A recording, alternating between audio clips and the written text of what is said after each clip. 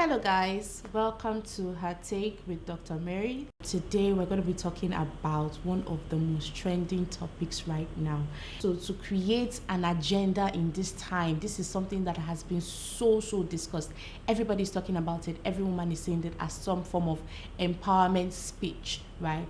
We're talking about pro-choice and its effects. We're talking about abortion and its effects. And I just wanted to give some of my 2 cents on the conversation.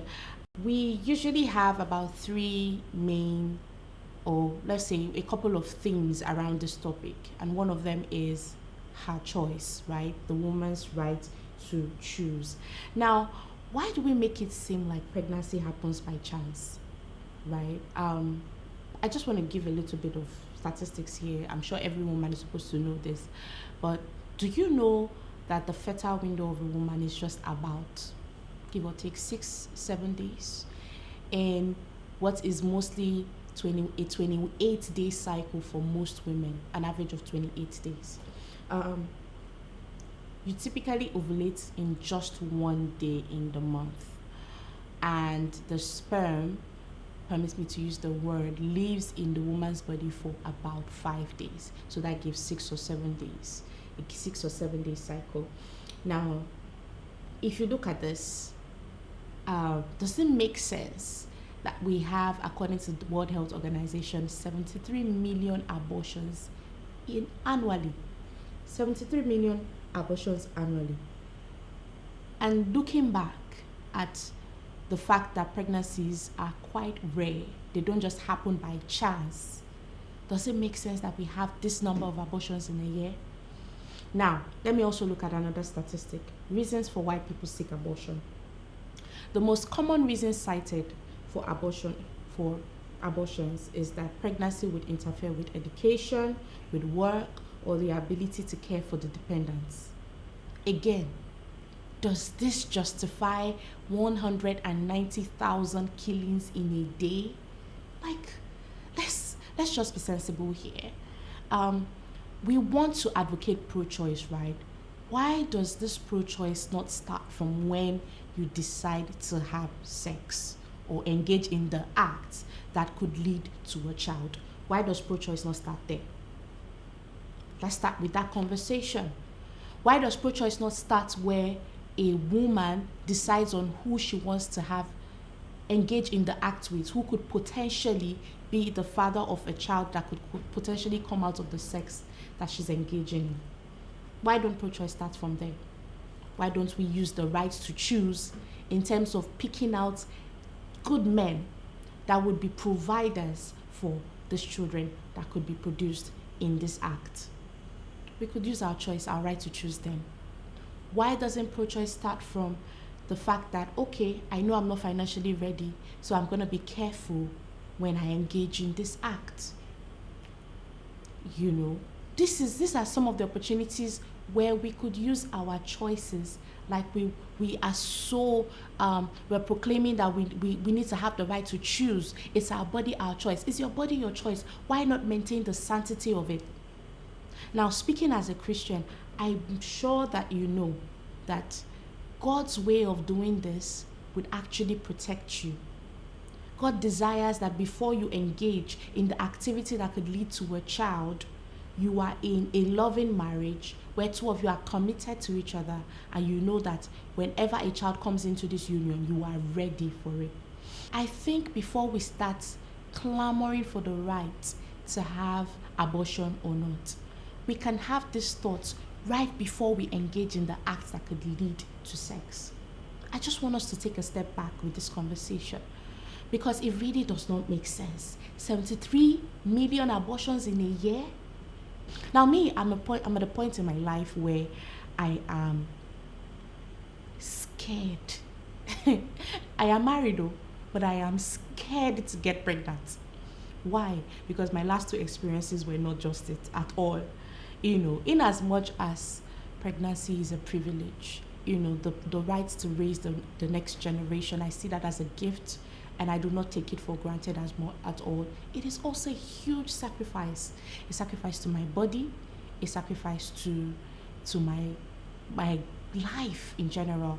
I also have some of these reasons why women want to have abortions. I have those reasons myself. I think of those reasons myself.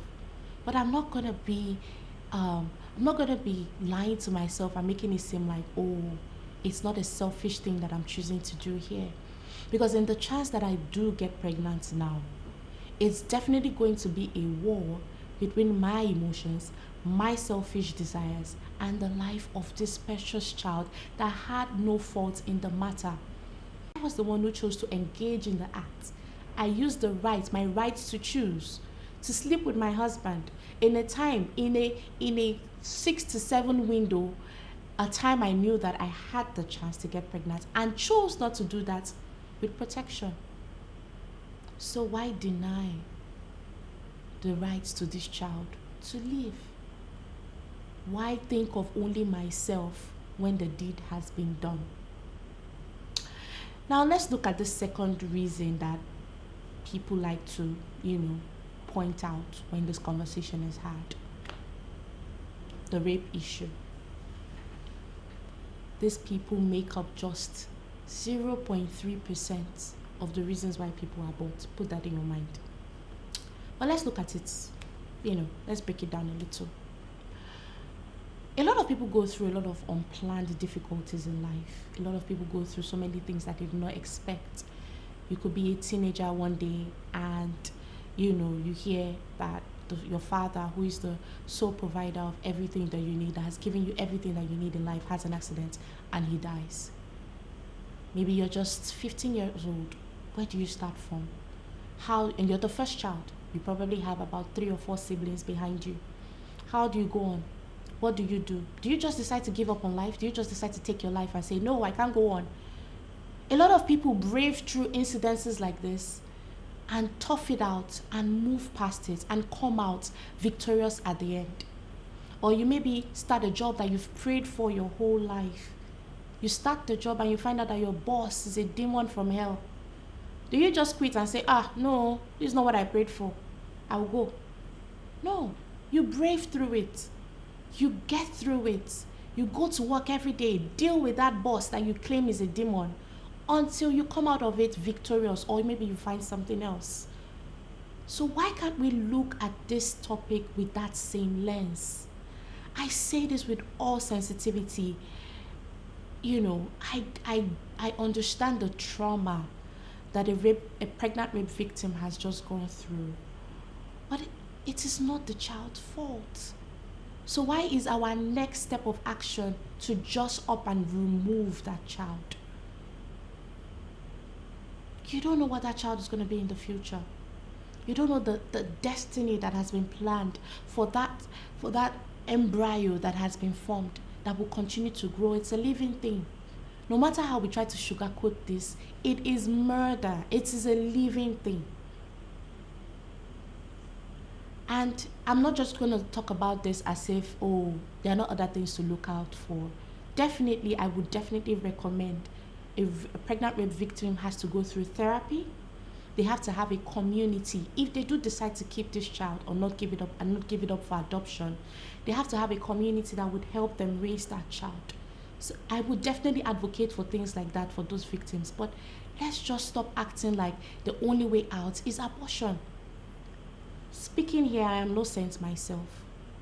I have had to make a choice, when I was devoid of conscience, when I was dead in sin before I gave my life to Christ. I fell into some sort of trouble. And fortunately or unfortunately, it happened to be with my current husband. We were both dead in sin. We both had not given our life to Christ then. And we found ourselves in the situation. And because we did not obviously think about God in this situation, we went and made a selfish choice that we thought was the best thing to do at the time. But I'm not going to look back at it and say, I didn't have a choice, or Christ has forgiven me, so I still feel the guilt. I will not sugarcoat it and say I didn't do something wrong, or it was just a mere mistake. I took a life.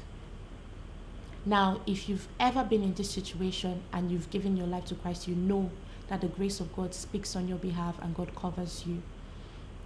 But can we just bring back conscience in the conversation? Because the way people are talking about this is like there is no fear of God in the world anymore. Can we just think about God when we are having this conversation? I'm going to wrap up with this scripture. Let's look at Revelation chapter 22 from verse 11 to 13. And it says, "He who is unjust, let him be unjust still. He who is filthy, let him be filthy still. He who is righteous, let him be righteous still. He who is holy, let him be holy still. And behold, I am coming quickly, and my reward is with me, to give to everyone according to his work. I am the Alpha and the Omega, the beginning and the end, the first and the last." Now, if you are not a saint here, if I'm speaking to some ain'ts here, I mean you're not a Christian, this scripture might not make sense to you. But I want to just speak specifically to my Christian sisters. I'm going to say this again, because we have a lot of people who claim to be Christians standing vehemently for this wicked act, all in the name of supporting women or giving women their rights. Can we just think of God in this situation? Can we put God in the conversation? Can we not just deaden our conscience? Can we act like we have the Spirit of God living inside of us? I need to say this before I end. I think I didn't look at this other aspect of the conversation that is being talked about. The fact that women are being denied care whenever they have pregnancies that risk to them, or their life is at risk because of the pregnancy. Let's look back at that statistic again. It is said that people who have to abort for reasons like this make up only 0.3% of the reasons why people abort. I am emphasizing this because we always want to have this conversation like it is something that is for the saving of women's lives, or we are talking about women's lives here.